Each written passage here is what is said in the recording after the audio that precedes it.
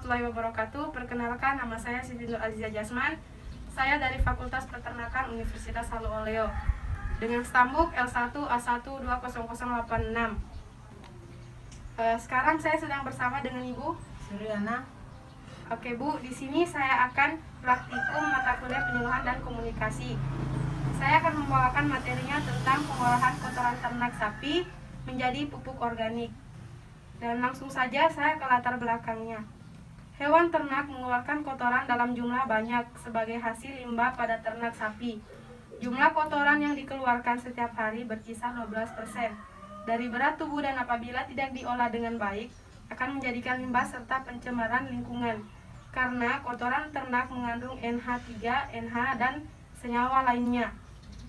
Kandungan yang masih terdapat dalam kotoran ternak dapat mencemari lingkungan dan masyarakat sekitar jika tidak dapat dikelola dengan baik.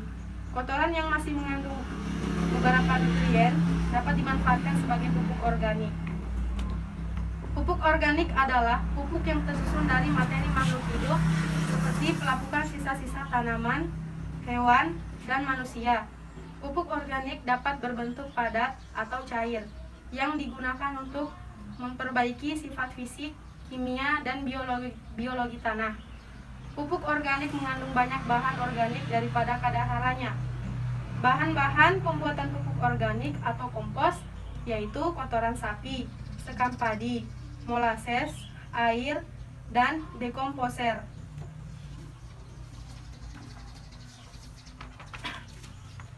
Alat yang diperlukan dalam pembuatan kompos ini yaitu pertama, cangkul untuk mengaduk bahan kompos dan melakukan pembalikan. Kedua, terpal untuk menutupi adukan kompos. Ketiga, tempat teduh dari sinar matahari dan hujan untuk proses pembuatan kompos dibagi menjadi 4 bagian. Bagian pertama, proses pengadukan. Bagian kedua, adukan umur 1 minggu. Bagian ketiga, adukan umur 2 minggu. Dan bagian keempat, kompos sudah jadi dan pengemasan kompos. Kemudian gudang untuk penyimpanan kompos. Setelah itu ember 2 buah untuk mengambil air dan mengencerkan molases. Dan terakhir karung untuk mengemas kompos. Cara pembuatan pupuk organik ini, pertama, bahan kompos disiapkan kotoran sapi di bawah dan sekam padi di atasnya. Kedua, taburkan strades secara merata. Ketiga, molases diencerkan dan disiramkan merata di atas adukan. Keempat, adukan bahan kompos sampai rata. Kelima, aturan kelembapan 60% dengan ciri bila digenggam tidak pecah, tidak ada tetesan air, dan tangan tidak basah. Keenam, apabila kurang lembab ditambah air secukupnya.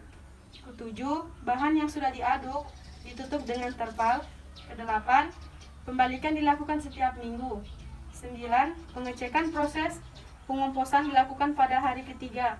Apabila terasa panas, maka terjadi proses pengomposan. 10. Proses pengomposan berlangsung selama 3 minggu. 11. Setelah 3 minggu, kompos sudah jadi ditanai dengan bahan kompos tidak panas dan tidak bau. Nah, ciri-ciri kompos sudah jadi dan baik adalah warna kompos coklat kehitaman, aroma kompos yang baik tidak menyengat, tetapi mengeluarkan aroma seperti bau tanah atau bau humus tanah.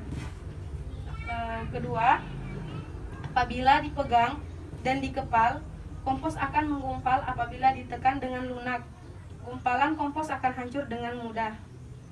Manfaat dari kompos ini adalah kotoran sapi mampu menyediakan unsur hara yang seimbang bagi tanah. Struktur tanah semakin gembur karena kotoran sapi akan meningkatkan jumlah mikroba dalam tanah. Pemanfaatan kotoran sapi sebagai pupuk yang mampu meningkatkan produksi tanaman hingga 30%. Demikian penjelasan saya dan penilaian saya tentang materi saya kali ini. Terima kasih atas waktunya Bu Surya. Demikian materi penyuluhan saya pada kali ini.